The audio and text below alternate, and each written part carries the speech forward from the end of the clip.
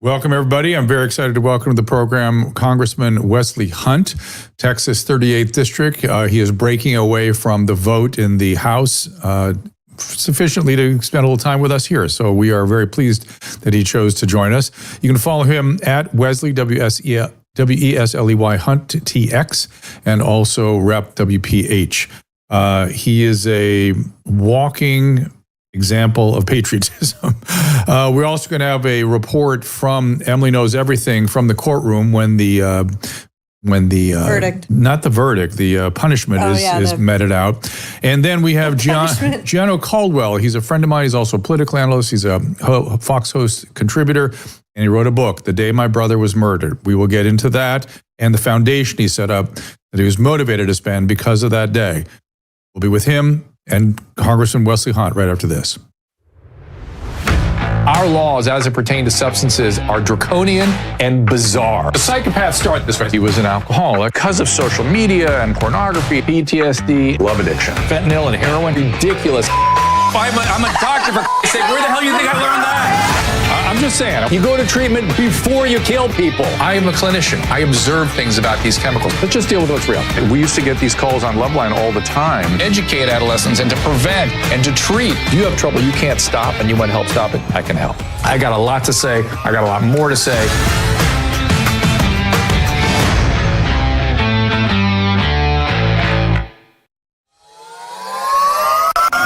I'm excited to bring you a new product, a new supplement, Fatty. I take it. I make Susan take it. My whole family takes it.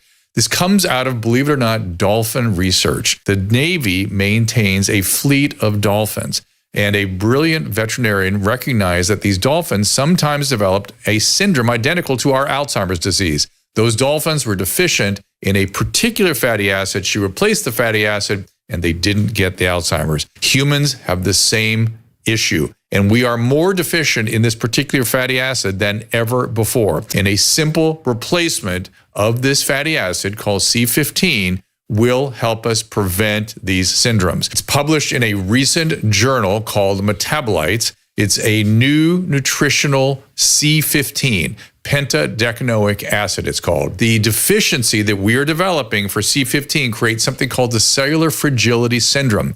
This is the first nutritional deficiency syndrome to be discovered in 75 years and may be affecting us in many ways, and as many as 1 in 3 of us. This is an important breakthrough. Take advantage of it. Go to fatty15.com/Dr. Drew to receive 15% off a 90-day starter kit subscription, or use code Dr. Drew at checkout for that 15% off, or just go to our website, drdrew.com/fatty15.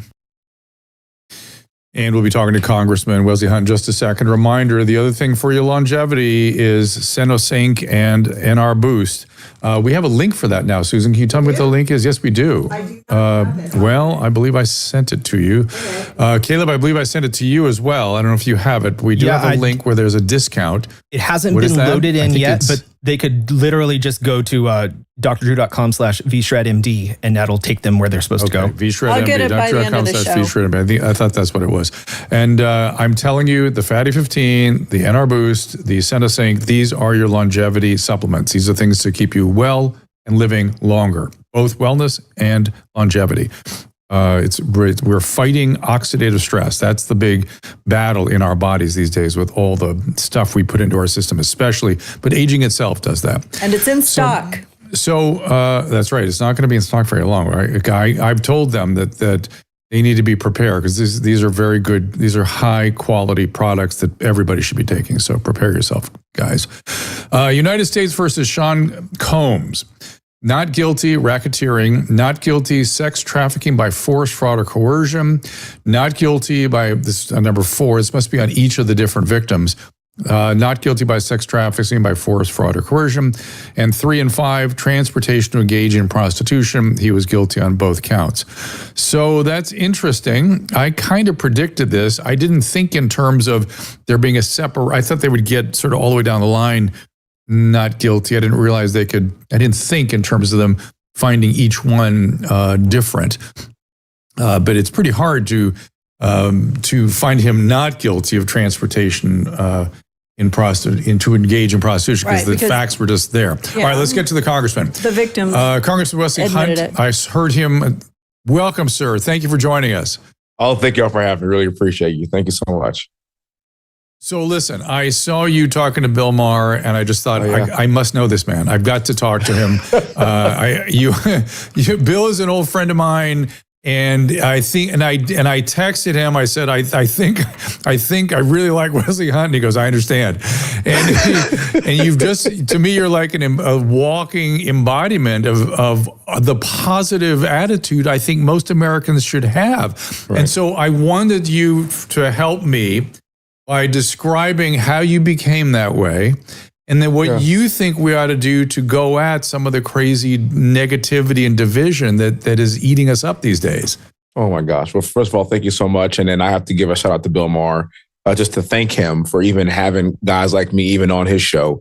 Now, obviously, we kind of come from different views. We wouldn't necessarily see the world the same way. But the fact that he would give me an opportunity on his platform to at least hear me out and to be able to express my opinion really kind of means a lot to me. And so I kind of owe him a lot for that.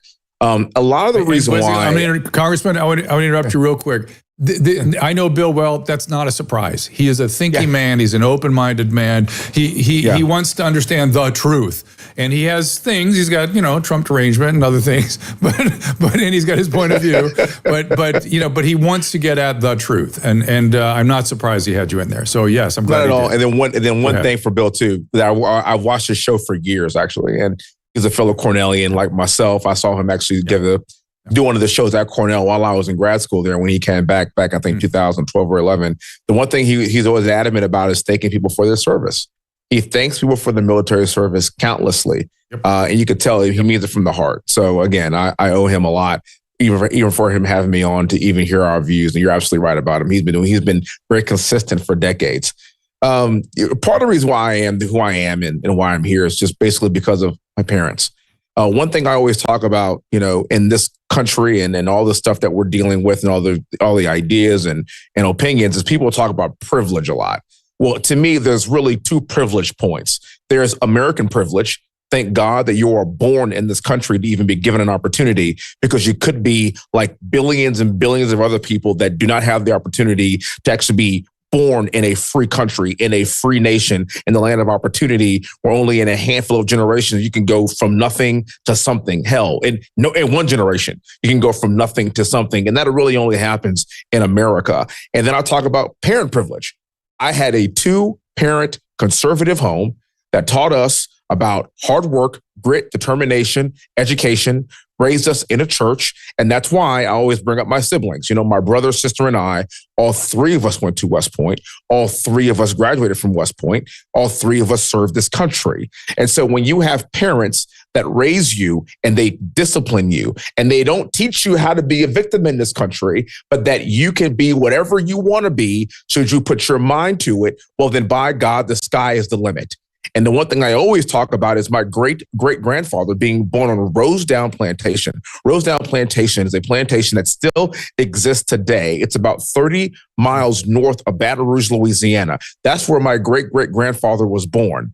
3 of his great-great-grandchildren went to West Point. 3 of his great-great-grandchildren served this country to the tune of over 60 years worth of military service just in my immediate family. One of his great-great-grandchildren, me, became a United States congressman as a Republican in a white majority district in a suburb of Houston, Texas. Now, ain't that America?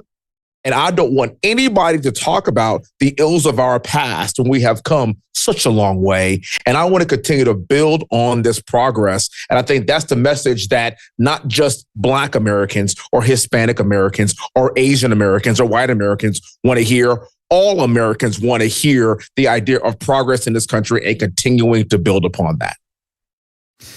Other than your inspiring story and positivity, what do we do you've got a lot of people in those chambers with you that are sort of quite negative and quite seem to hate this country, and yet they're representing it. How do we take those people and gaff them on board with you? Well, again, you have to call them out for what it is. I mean, they hate this country so much, yet they are representing their district, and there's only 435 people of us that are in this position. This country is so heinous, it is so bad to you that you have the honor of being a United States congressman in this great nation. So again, I really wish that most of them would just say, thank you, and be on their merry way. I also want people to understand that we have this free country because people died for it. You should be very grateful that there are people that are willing to raise their hand to defend this country against all enemies, both foreign and domestic, and we volunteered our lives for us to live in a free country. So there's a lack of appreciation. And then lastly, I'll say this. If you can carry on and continue a victimhood mentality, well, then that's how you can continue to get people to vote for you. If the other side is racist, if the other side is xenophobic, if they could say, well, the other side loves Trump and we have a real bad case of TDS because he's the worst person that's ever existed. And if you can convince that half the country that that's even relatively true, then they'll continue to vote for you, even if it's a lie.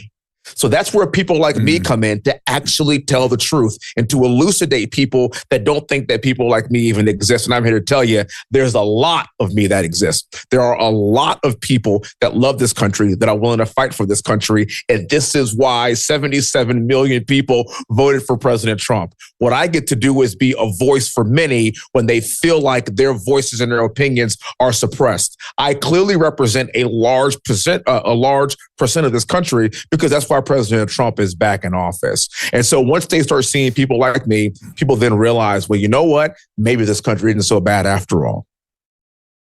Well, you certainly inspire. I am, sort of naturally I'm fascinated by the history of this country. I'm naturally sort of positively biased towards it. But when I heard you talk, I was like, wow, that guy can infect people, I think. So I felt myself getting infected. But let's talk a little bit about the other side for a second, because you mentioned your grandfather fighting in the Civil War, your great-grandfather. Yeah. And my great-great-grandfather. The people that want to talk about victimhood, they seem to go two directions. They tend to talk about colonialism and we're horrible, or they want to talk about slavery, we're horrible. We should never have compromised on slavery, which rational people would just go, yeah, that's true. Yes, it's horrible.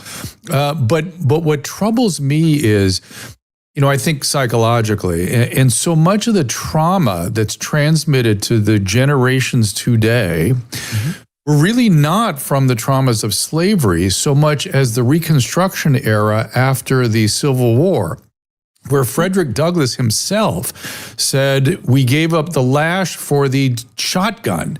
And he was saying we were in better shape and that lynching and murder was the order of the day. They didn't lynch slaves because the owner would kill you.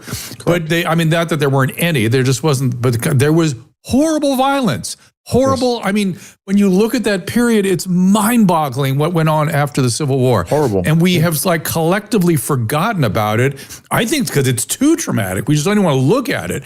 But are you of that mind as I am, that we need to really, let's uncover this stuff and let's talk about what's really our history has been, and let's move forward. Let's not be victims today. That's a very great point, sir. And that's even, there was a piece in when the Bill Maher conversation, when he was talking about the renaming of statues and military bases and me living in Robert E. Lee barracks. And the one thing that living in those barracks really taught me was I researched Robert E. Lee. I researched why he fought for the South. I researched why the Confederacy actually existed. And I researched the conundrum that he was in and the decision that he had to make, why he fought for the South, and also where we were in that specific time in history that then allowed us to even name bases after Confederate generals. And this really happened during World War II because the country right before World War II was still a mess and we were divided and we were still trying to placate those many people in the South. And that's why we were naming some of these bases after Confederate generals. I find that to be fascinating. If we start changing the names on these buildings, we then forget our history, and then we don't have these very deep conversations, because then we start forgetting why we named them things, and then we are doomed to repeat the ills of our past. And so 100%. I'm a guy 100%. where my father taught me, my dad's 76 years old. He just turned 76 last week. He's alive and well, doing great, loves his grandkids. My dad grew up in a segregated South in New Orleans. My dad went to segregated schools from kindergarten through college, where he went to an historically black college, and didn't spend a single day with the white person from K through college, to graduate from Southern University. And then you look at that compared to his son, me, who is a congressman for a white majority district in a suburb of Houston, Texas. How do we get here? My father would always tell me when I was growing up, he goes, son, you didn't have it difficult. I did. So do not let you don't carry the past with you. That was my past. This is America today. There are no slave owners and there are no slaves. You need to understand your history. You need to know where you come from. But right now, do not let the past inhibit your future and inhibit how you see America. Because again, it's progress, and your life is not my life. Go live in the America that you know and you love and see today that did not exist when I was growing up.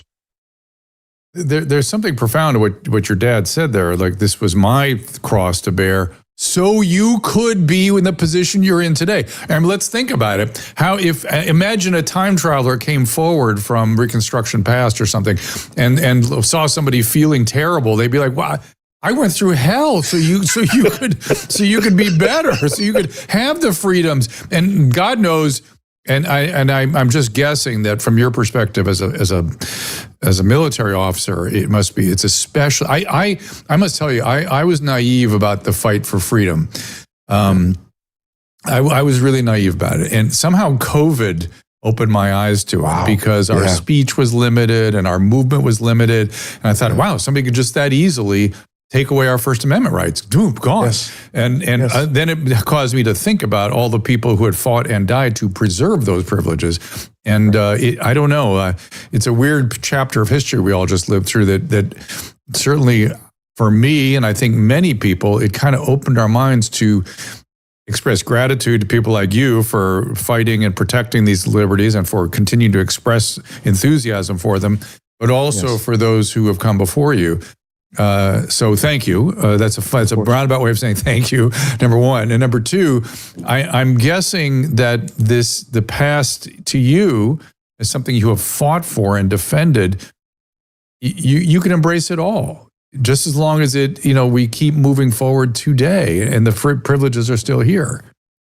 If I was coming up during Reconstruction, and if I was coming up during the Civil Rights Movement, if I had lived my life and passed away and was able to be reincarnated, I would look at someone like me and I would say, this is exactly why I went through all I went through. I may not agree with everything politically, or I may not agree with everything that I say, but the idea that all the people that came before me that afforded me the opportunity to be a free thinking black man in this country, to be a Republican, to be a Trump supporter, to think and operate however I want, and to know that all walks of life, all people are voting for me to represent 1 million people in a suburb of Houston, Texas that I grew up in. That is the whole point of the struggle. Frederick Douglass has a quote. He says, if there is no struggle, there is no progress. We have struggled, and guys like me, people like me, literally are that progress. And so I want to continue to build on that, because I recognize that I am standing on the shoulders of giants. And a lot of people in this country, again, fought and died for me to be here. And I will never forget that. And I will forever be appreciative of it. So Caleb put pictures of Frederick Douglass up there. He's a former slave that essentially ran away and educated himself, and then educated other black free men, so-called, and really humbly. Did you read his lecture? Have you read his speeches? I mean, yes, I have. We have got to get that up in front of people. His words are unbelievable. I mean, we're used to reading Abraham Lincoln and things, but Frederick Douglass needs to maybe just be just ahead of that, because he is so prescient in terms of what he was saying, and he was so courageous. He just said it.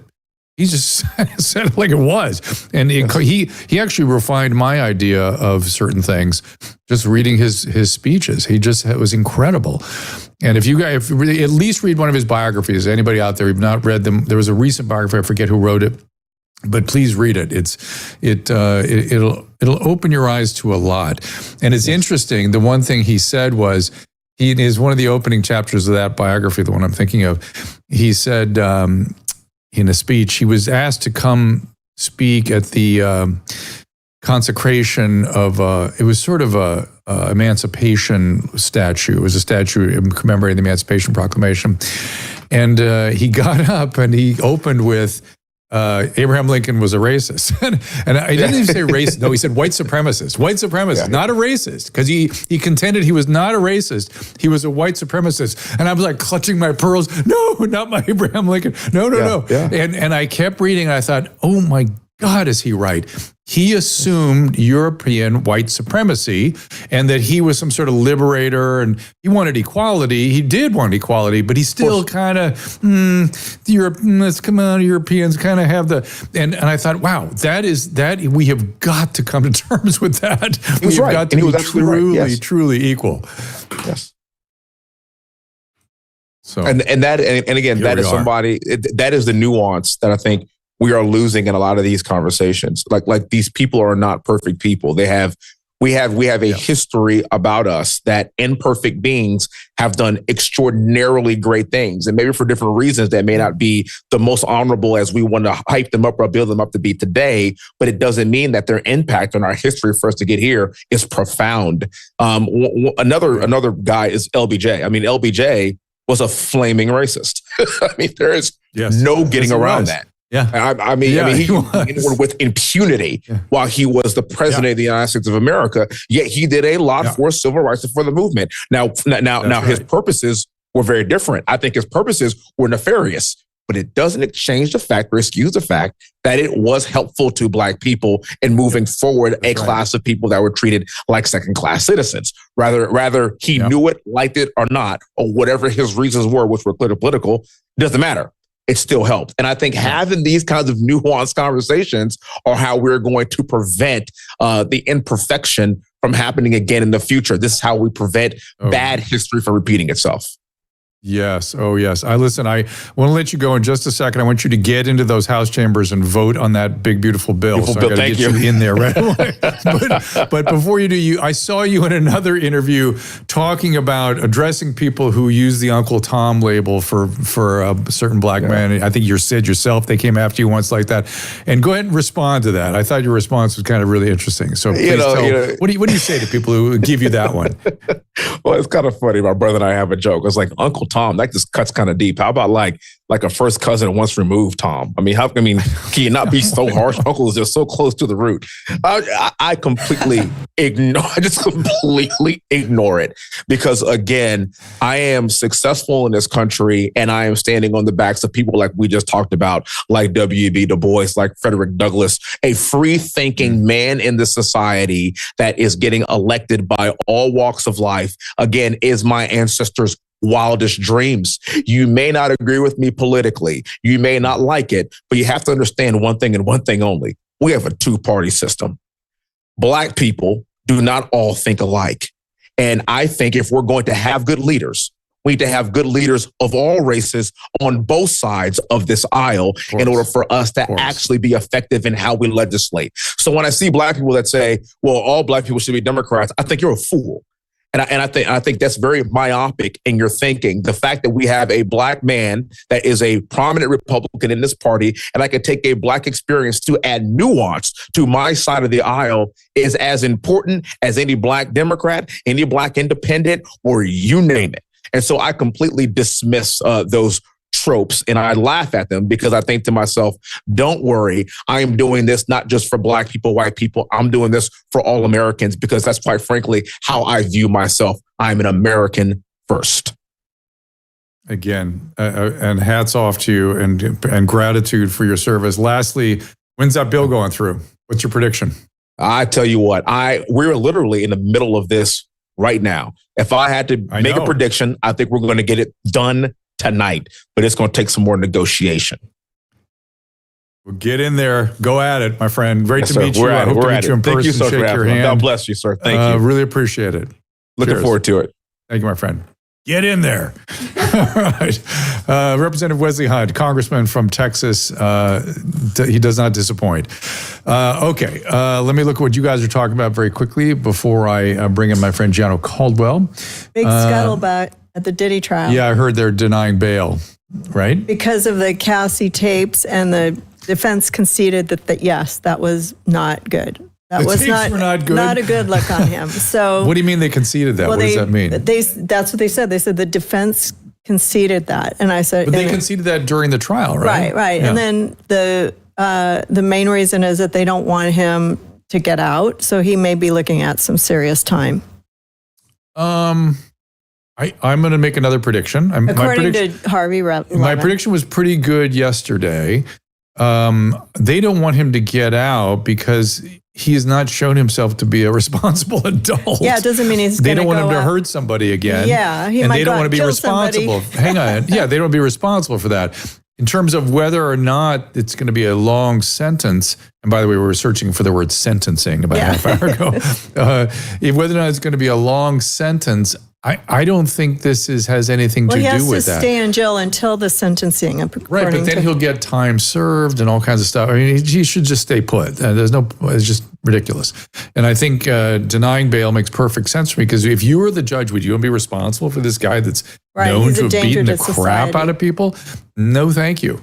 So that makes sense to me. And I believe, now it does suggest that she may be is it a female judge or a male judge? Do we know? I think it's a male. Okay, I'm assuming. He may be, well, I don't make assumptions. There are a lot of female That's judges. true. I can't remember. But he may or she may be, do you know, Caleb, is it a male or female judge? Looking it up. I feel like it was a female judge. But he may be biased a little bit because of that violence. And so he may be inclined to give I'm going to say an intermediate zone kind of punishment. It's going to be a little more than I'm sure Diddy would like, but not as much as maybe advocates for domestic violence would wish he would get. Predictions. He was totally on yesterday that I he was wasn't pretty good going. yesterday. I was pretty good yesterday. But if it is a reduced sentence because he just lost, 3 of the 5.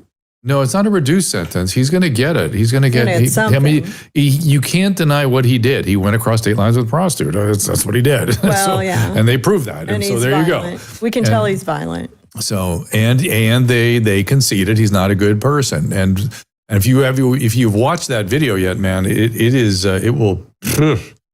impressive. But Dexter Lurlab says, "Poor Diddy."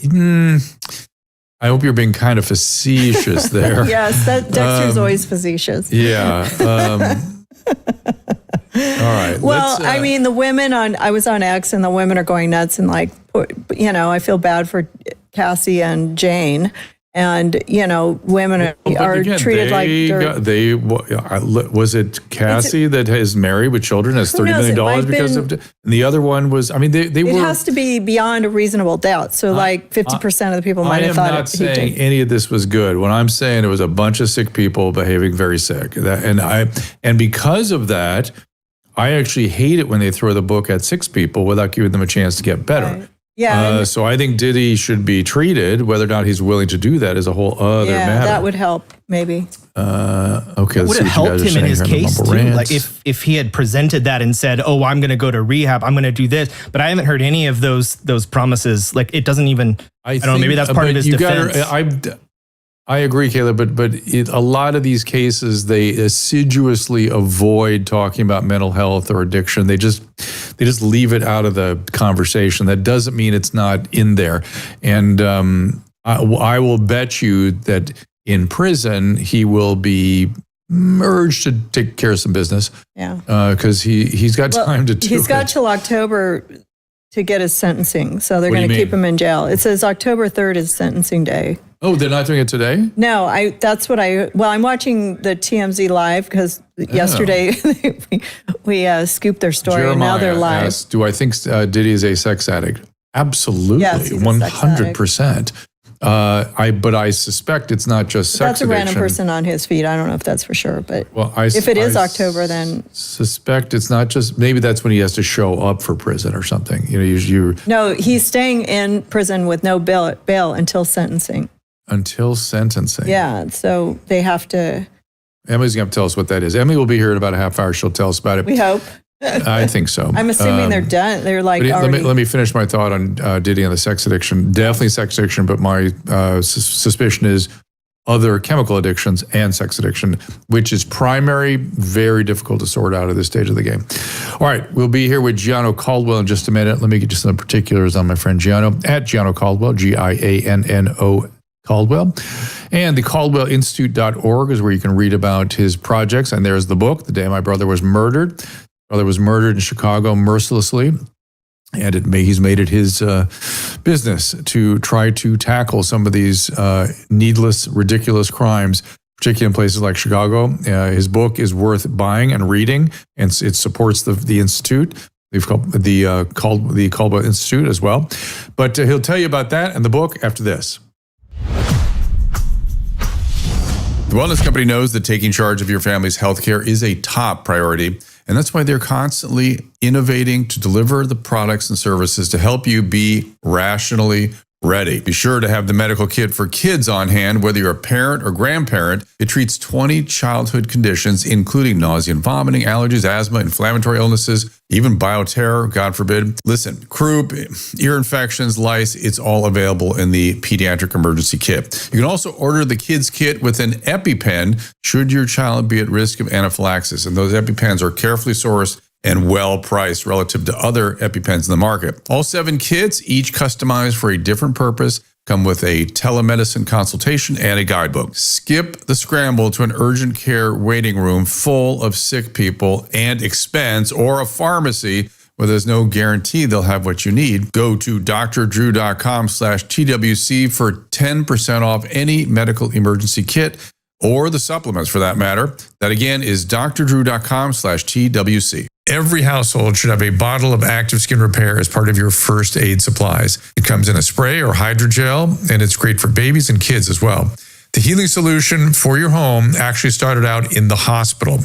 I sat down with CEO Justin Gardner. I had started to give it out to all my friends and family, and I could see people just became evangelical about it. Right. And when we started to joke, we called it the WD-40 skin repair. My personal experience was with our infant granddaughter, Eloise. There she is. Her parents were already using it before we ever heard of it to deal with diaper rash, irritation. And then I wound up sustaining a wound during a workout at a hotel gym overseas. And I was so happy to have active skin repair in my suitcase. Hypochlorous acid and what's our active ingredient in active skin repair, over 100 peer-reviewed clinical articles on it. It's cool because it's really powerful, but simple science.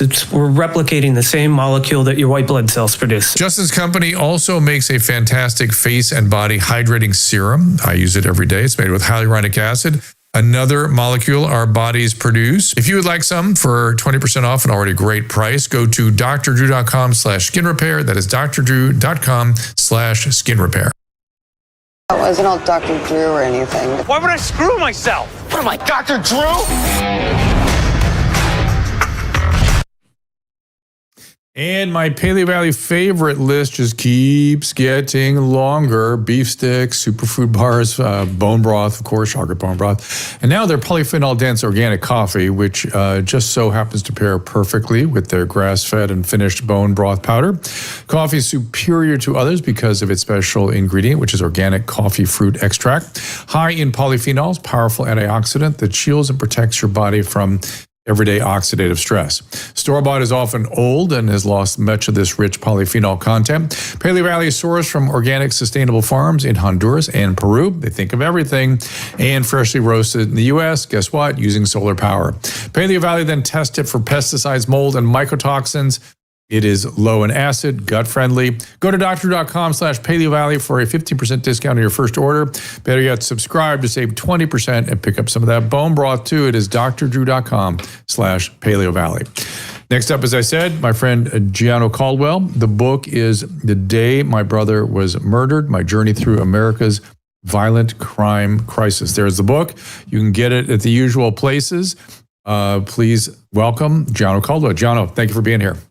Great to be with you, my friend. So tell them briefly the story and why they should buy the book. On June 24th, 2022, my life changed forever when my innocent teenage baby brother Christian was murdered on the south side of Chicago. It was not the target, but it happened, just like many families across the nation. Since then, I've been out for justice, for families just like mine. That's when I created the Caldwell Institute for Public Safety. And with the Caldwell Institute for Public Safety, we provide resources for families who may have experienced those tragedies. And we also work with elected officials, like some that are on our advisory board. Dr. Drew, thank you for being on there, along with Congressman Burgess Owens. Pam Bondi, our Attorney General, joined us when we started. The book itself, The Day My Brother Was Murdered, My Journey Through America's Violent Crime Crisis, I went to that day, June 24th, 2022, and I realized that there was 150 people murdered across the country on that day. People like James from Philadelphia, who was an Army veteran, who had PTSD and would often go to the park at 1 or 2 a.m. On June 24th, he did exactly what he did on a weekly basis. But that day, there were children there, 11, 12, teenage age, in that park. And he said, "What are you all doing here? You shouldn't be out here this late. You should go home." They beat him to death with a traffic cone.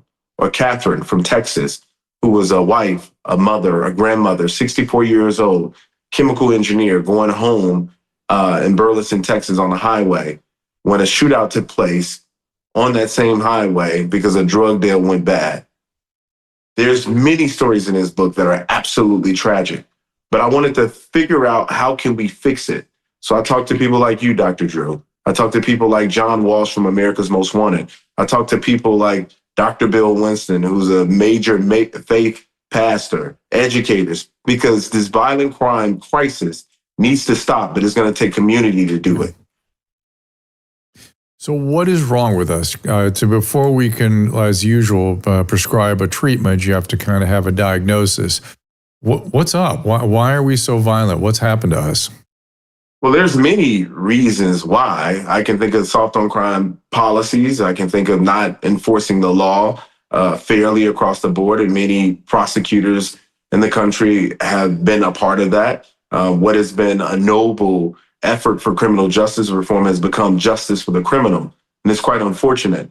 So we have that. We have fatherless homes, and as you know, if you are raised in a fatherless home, you're 20 times more likely to get involved in crime. We have a faith issue. One of the experts I spoke to said if a young child has faith, no matter what that is, in the core of who they are, they're less likely to get involved in crime. And there's many other issues that I think have been allow for this to happen. We just need to change it. We need to solve it. And that's what this book, The Day My Brother Was Murdered, is all about. Gianno, you put your finger on two. I'm sure there are lots of other things that are involved as well, but you put them to your finger on two that I believe are perhaps the biggest, maybe orders of magnitude more important than anything else, which is A, fatherless homes, which consistently comes out as a risk factor for real trouble. And two, you mentioned lack of faith. And I think that's absolutely true, that it used to be that faith practices of various types contain some of this.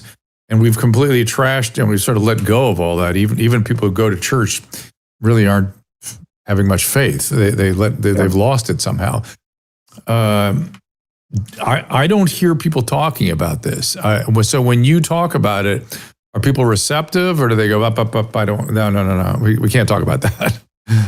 Well, part of the reason for the book, The Day My Brother Was Murdered, is because I wanted to have people have empathy for it, want to be interested in solving the issue. So James in the book is an older gentleman in his 60s. He's African-American. Catherine, she's white. I have a whole host of folks of all different races that are actually mentioned in this book, because I tackle the issue among 9 families, including my own, because I thought it was so necessary to make sure that people can see themselves or their families in this book. Because oftentimes we say, oh, that's just the issue for the blacks, because black on black crime is a thing. And that's where a lot of the crime is committed. The perpetrator is black, the victim is black in many cases. So that is a consideration. But in this book, you can see young, old, of all different races, all different backgrounds, all regions of the country, because it is necessary for us to understand this issue, not just saying, oh man, I feel sorry for them. That's their problem. But this is something that can happen to any one of us. I never expected that my brother would be murdered. I'm a national TV political analyst, host, etc. And we've known each other for many years, but I never thought this would be a part of my story and my journey. But since it now is, how can I fix it is what I'm interested in, and what can I do to ensure that this doesn't happen to another family is my full-on focus. Just like you told me when we talked about the book before, you said, when I asked, how can I get beyond the pain of this situation? You said you cannot. What you can do is do something that furthers the legacy of the person that you lost. And that's exactly what this book is all about. Yeah, making a difference, make some sort of meaning out of this, which you have been very diligent in doing. You know, one of the things that kind of I think about your journey is the mayhem in Chicago is part of what, it wasn't he your brother in Chicago? Yeah, south side of Chicago. Yeah. I mean, the mayhem there in a way, it's just so crazy. Particularly at that time, it was really bad. I want to put blame on somebody for that. Should I? I mean, there's a number of people that we can blame. We can blame politicians for the ideology of soft on crime policies. Again, I think it enables criminals to commit more crimes. Although people like Gavin Newsom in your state have said, is an example for Proposition 47, which decreased the penalty of law on certain crimes in 2014. And the voters in 2024 wanted to change that. And Gavin Newsom said, you know what, we can't do that because it's going to hurt the black population, which in fact, if you don't do it, it's going to hurt the black population even more because these are so the victims of this violent crime action. So there is people to blame. We can blame the politician. We can blame the school system for passing kids along who shouldn't be passed along. I know there's certain people that say the tests are racist now. That isn't the case in my view. We need to educate. We need to hold people accountable, and there needs to be personal responsibility. Men in the home have to be held responsible for some of the action that their kids are doing. What you're describing is something I call toxic empathy, right? Oh, we care so much. We care so much. You care so much. You're literally killing people, not just people like Gianno's brother, but go on the streets here in Los Angeles. Those people are dropping dead 6, 7, 8 a day because of your shitty policies here in Los Angeles. Is that empathic? For God's sakes. No, it isn't. And the weird thing about him making that statement is he knows that crime has been a problem in California, especially in Los Angeles. And it doesn't seem as though he's been interested in doing much about it. The Caldwell Institute for Public Safety supported Nathan Hochman for the district attorney in Los Angeles. We did ad buys. We did a number of different things for Nathan Hochman. That's the one who actually enforces the law fairly. He believes in it. And you can have people that have experienced traumatic situations. I grew up with a mom who was addicted to crack cocaine. I grew up in extreme poverty, lights, gas, and water off at the same time. In some cases, we didn't have lights, gas, and water because we had to get a generator to try to plug it up to the house to run the house. These are things that happen in places like the third world countries. It shouldn't be here, but that doesn't mean because I experienced that I have the right to go out and commit crimes. That's not what that means at all. And that's what some people have alluded to because you went through very terrible set of circumstances that you have the right to do things and harm others. That is not appropriate. It is not okay. Yeah, that's interesting. And so let's talk about the Caldwell Institute and who is there and your cousin, that she's an extraordinary resource and what she taught you. And talk to us about that a little bit. My cousin, Oluwatoyin Hines, which you're referring to, Dr. Hines, she's extraordinary. She's with the Caldwell Foundation for Public Safety. She's been helping us with that programming for schools. And you can visit the Caldwell Foundation at caldwellsafety.org. And then the Institute is really all about supporting families and the politics of it all and the policy of it all. And I'm so thankful for you for contributing to our manual on mental health. Because when people go through these experiences of violent crime, they don't know what to do. I didn't know what to do. Well, I was blessed that I had your phone number and I could pick up the phone and call you and work through what I was dealing with at any given time. But most people don't have that kind of access. So we provided access to a manual at the caldwellinstitute.org. I encourage people to visit there and find those resources. And Gianno introduced me to his cousin, Dr. Hines, and I said, that woman knows what this is. You listen to her. She knows how to help people recover from this kind of shocking loss. And I just thought she was such an impressive person. So she's a wonderful resource for your institution, your foundation. Absolutely.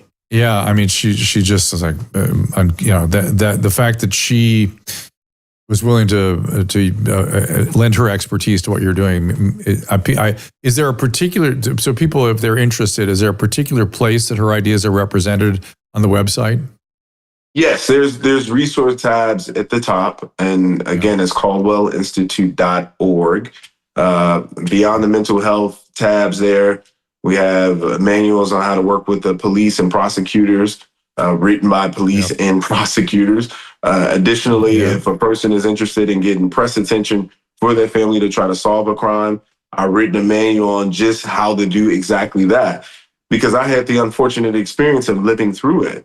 And I couldn't believe how difficult it was to work through these processes, whether it be working with police and prosecutors, how to really put yourself in a better position mentally, which was very difficult for me. But in my mind, I got to do something about this. I got to get justice for my family. My brother was innocent. He wasn't the target of this shooting. He's collateral damage like so many other people across the country whose lives have been taken, rather stolen from their families because of the violent crime that exists in our nation today. And I remember the frustration you were going through. And has there been any progress in solving his murder? So there's an individual that the police found some months later who was in a mall outside of Chicago in the suburbs doing something he shouldn't have been doing, and they ended up wrestling him down, arresting him. He had the murder weapon on him. Oh, wow. The thing is, we don't know if the guy bought the gun, if he traded the gun, if he found the gun, what that is.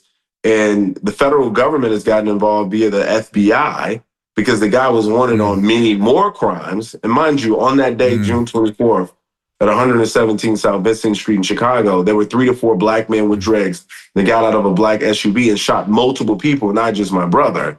He was just the only one that didn't make it.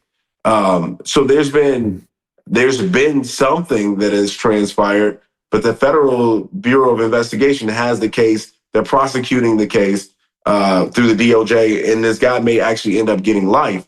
Then the Chicago police can question him. But as you know, if you're going to get life for a federal crime, I'm not sure how much you're going to be willing to tell. You're already doing life.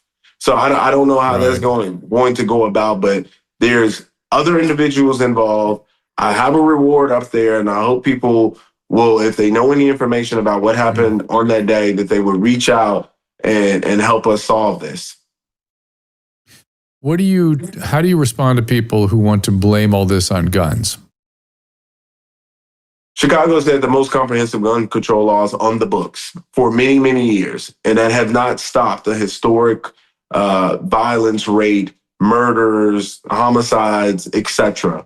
The gun has been used. Criminals don't obey guns, so I don't understand why they would make things even more soft on crime.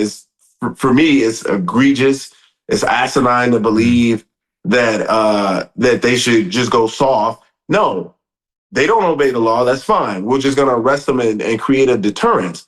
Because if you look at the clearance rate, nationally it's around 50%. In Chicago, it mirrors it very similarly. But in the Black community, that number goes down to 30-something% because folks don't believe in talking to the police, working with the police. There's a no-snitch culture there, which, in my humble opinion, endanger the lives of everyone in that community. You have to work with the police. You have to deal with it. How do you get the bad guys out? And that's a problem that I think, which requires folks to go to this book, because I talk about that no snitch culture and why it's necessary to eradicate it. We need to be principled about this because lives are literally on the line. We got a 5-month-old baby that was murdered on June 24th, 2022. Baby Cecilia, her brother in the car with her in the backseat, 3 years old, mom and dad up front. They thought they heard fireworks. Crazy. And then come to find out she was dead. Like, what society would allow something like that to happen? This is an infant. So I'm outraged. I'm disappointed. I'm upset about what I've seen. That's why I'm doing something about it. So, Gianno, to wrap up, other than buying the book, what is the call to action for people? Go to the website and do what? Support our efforts. Donate. Get involved with what we're doing. Buy the book. It's a roadmap. And, I'm so thankful for your commentary on it because I believe it was so helpful because, I've been talking to you about the drugs that a lot of young people have been using in these communities. Mm-hmm. I don't know what the technical name for it, but people call it lean. They call it in rap songs. Oh, I'm on this lean, and it really, I think, numbs these folks out because there's no value for life anymore. And it's extreme levels of that. So we got to change the trajectory, and that's what I'm here to do, Dr. Jim. So go to the CaldwellInstitute.org and donate. Correct. Also, we have people. Susan, I know. I'm going to get there. Okay, go. Okay. I'm not telling you to go away, but somebody on YouTube was saying, two great men, Gianno, I'm so sorry for your loss. And, our followers, our hearts and prayers are going out to you and your family. Yeah, people are responding to you on the chat rooms and things. I guess somebody's asking, how do you change the no snitch culture? By telling, by encouraging other people to do it. We got to get involved in these neighborhoods. And, I tell people all the time, like you go into the South Side, people are afraid to go into these communities. They're afraid to go to the schools and talk to the children there. We got to get them where they're young. And that's why it's so important. And I tell people all the time, I don't have any children at this point. I hope that God blesses me with children, but it is my responsibility to go out there and mentor. There's a lot of fatherless children out there who need mentors, who need that valuable guidance. And it was helpful for me when I was growing up. So those are considerations I think people need to make as they think about how they can help. There's many ways you can get involved, many ways you can help, and you can contribute to the life of a young person who may pick up a gun or who may not pick up a gun because of your mentorship, your words of advice, your love, your consideration, your guidance and support. Gianno, I'm so sorry you went through all this, but I'm so proud of you being in the fight, and whatever we can do to support you, we're here. Thank you so much. I appreciate you having me. If you can stick around, we'd love your input on the next topic. Yes, he has a heart out, so we're gonna. Oh, okay. So Gianno, I will see you soon, my friend. Call me anytime, and let's get to it. Let's keep this thing going. Absolutely. Thank you so much. Talk soon. Thank you. Care. Thank you. You bet. All right. Next up is a report crouched before the golden door, I hope, so we can get that scene again going. Emily knows everything. Emily with an IE is at the courtroom or was in the courtroom regarding She's running out of battery, so let's get to Okay, Emily, there you are. Hi, so give us your thoughts. You're not crouched in front of the golden door. I'm sorry. It's not raining today, Drew. So I just got out. The government, surprisingly, just went pretty easy on Diddy for his proposed sentencing. We're looking at 51 to 61 months, 61 months maximum. Keep in mind, he's already served 10 months. The defense is proposing 21 to 27 months. And he was denied bail. So I said, everyone can go and wash their baby oil off because Diddy's not coming out of those doors today and going to hit on you and invite you to his next white party. It's not happening. Diddy was staring at Mark Agnifilo just like this. Was looking back and forth. The kids are smiling. The kids are happy. The family's happy. Their dad's going to eventually be home. So today was a wild journey because people literally thought because that they moved the barricades that he was coming home, but they actually did it because it got so rowdy because we brought 25 dozen bottles of baby oil and the influencers went wild and started dousing themselves in the baby oil. And the marshals actually, it's on the Citizen app. 11 million people were notified that there was a baby oil party outside the courthouse. That was a danger to society. So that was the most exciting moment of the day, was watching people drench themselves in baby oil. And yeah, I'm very surprised that he's only getting 61 months tops. People thought Emily, I always knew you were a danger to society, but I didn't know it would be that official that the Citizen app would deem you such. But did I not go on the record, Susan, when the started today? I was pretty right about the you really were, Drew. Yeah, but then I was right too at the beginning of the show today. Beginning of the show today, I said I think he's going to get off pretty easy, and a lot of it's going to be time served. I thought maybe 5 years. I think that's sort of the zone. But he'll. About 5 to 10, 5 to 6, 51 to 61 months max. He already served 10 months. Sentencing is scheduled for October 3rd. Agnifilo was saying, we've got to expedite it. And Diddy's just like, Everyone's happy in the Combs family today. Justin just gave a woman in the line a big hug. Those kids are happy that their dad is coming home. And I'm a little bit upset that I am the face of the Freako because I was holding up a t-shirt earlier showing that Diddy's family was handing out these shirts. Lucci brand New York City was handing out shirts to the influencers that said, a Freako is not a Rico. I held it up and they captured a photo of me. And now I'm on the front page of New York Post. And I look like white trash and I'm pissed. So I got to go do my hair and I'm not happy with it, but we knew what we were doing. I knew that was going to create a viral moment. I knew what I was doing. Embrace it. Embrace it. Embrace your heritage. So I'll see you guys. I'll see you guys October 3rd. But Drew, you really called it. I'm happy that I posted that clip of you last night because now you look like the oracle, like the lady yesterday that predicted the weather. That's right. That's right. But listen, I don't understand why they're delaying the sentencing till October. What is that? There is your picture. What is that all about? Ignifilo is asking for them to expedite it. So I'm sure it's going to be expedited. Well, why is that? Why would they wait 3 months? I don't understand. I don't know. They said I thought they normally They said something about the court, like the judge has to decide. But they basically said the reason they denied him bail is because he had domestic violence. Even when the feds were investigating him, there is something that went on the record in court that in June 2024, him and Jane Doe. So he has not shown that he was humble enough to care about the law. So they're trying to humble him by denying him the bail. Well, not only that, Emily, but what I said was, imagine you're the judge. You know this guy has a violent tendency. You have the responsibility to hold him, and you let him go out there and he acts out on somebody. That would be on. You'd feel like that's on you, the judge. Sorry to interrupt. I've been saying since day one, this is the most fair. This judge is so fair. This guy has not showed bias to either side, and I feel like he's a very good judge. Better than Judge Judy. Sorry. I liked him since the first but again, he feels. When he wore the sneakers, I was like, he's cool. Okay. But I also think he feels a moral responsibility. 100%. If he lets somebody loose, so he lets somebody loose, he's going to give him. It might make him a little biased. That's why I said 5 years and not 3 years, because it makes him think, oh, this guy's violent. I got to keep him kind of as long as I can. I certainly can't let him loose in the meantime. And he gets all that time served. I'm sure he'll get that. What is the judge's name? Judge Subramanian. It's a hard word. It's Arun Subramanian. There's the baby oil, you guys, and I will Armenian? say I've been just saying the judge this whole time because I'm not great at pronunciations. Okay. So it is a man. Finally over. I'll see you guys in LA. Bye. Yes. All right, join us here. Good. Enjoy Get some rest. Were you there at 4:30 in the morning? Were you there at 4:30 today? No, I wasn't. I got there at 6. Okay. Keep being rational, Drew. You got it. We have, by the way, umbrellas in our closet.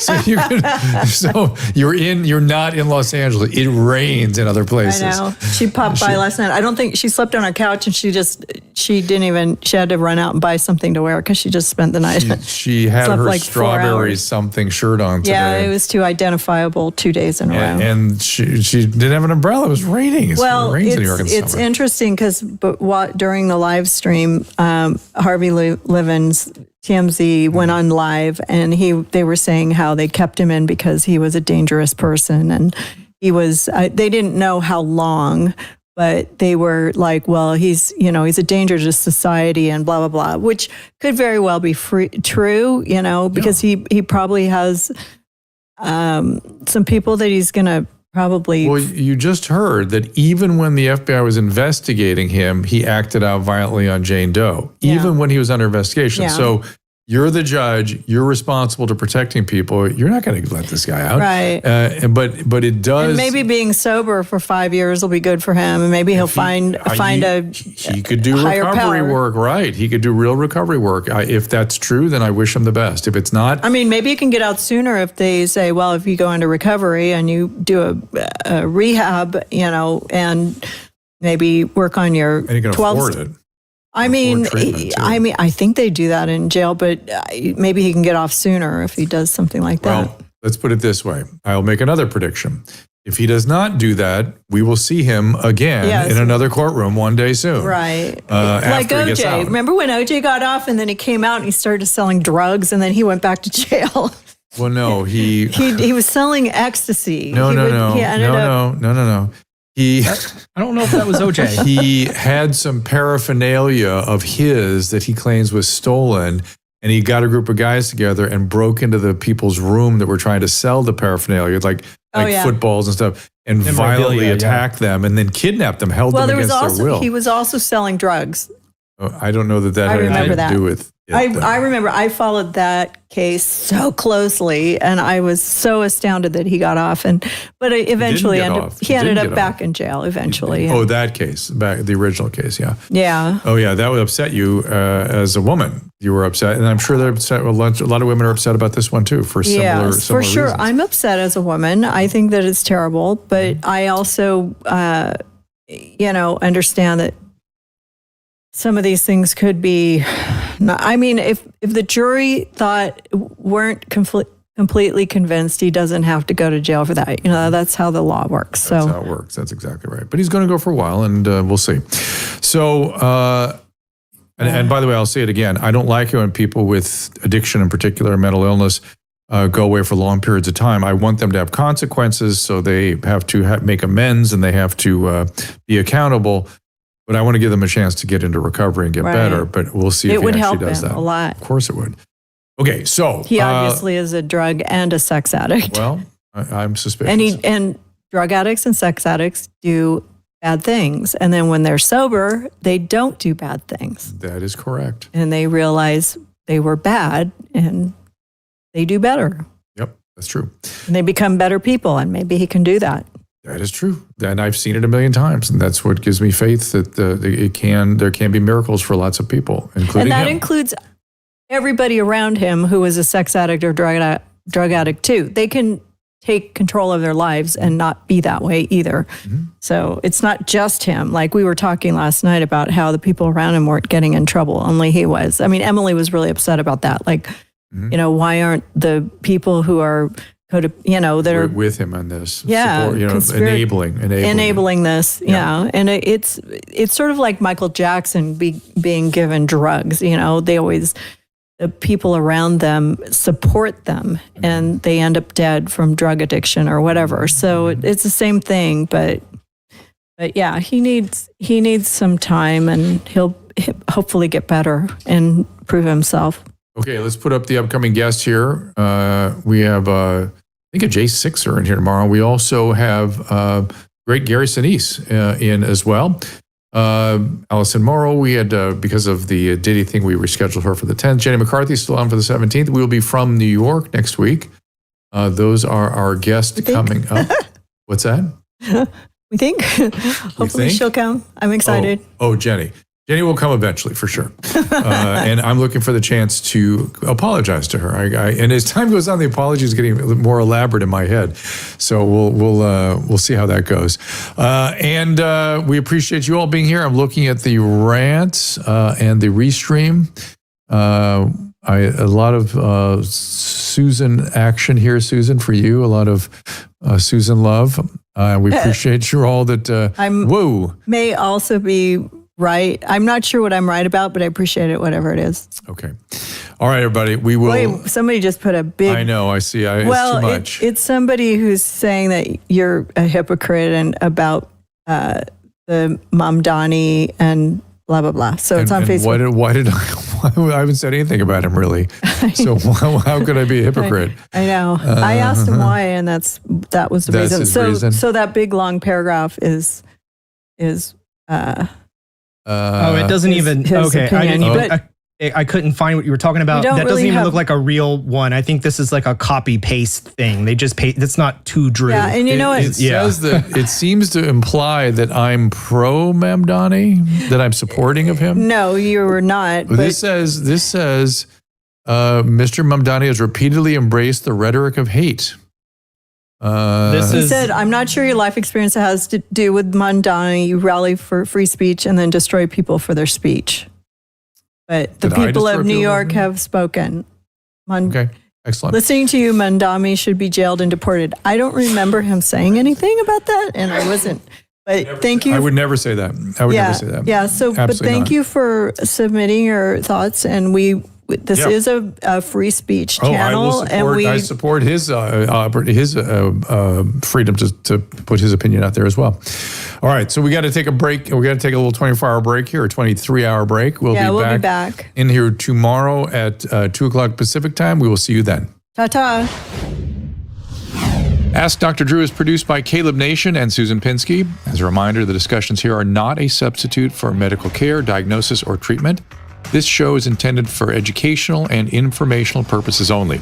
I am a licensed physician, but I am not a replacement for your personal doctor, and I am not practicing medicine here. Always remember that our understanding of medicine and science is constantly evolving. Though my opinion is based on the information that is available to me today, some of the contents of this show could be outdated in the future. Be sure to check with trusted resources in case any of the information has been updated since this was published.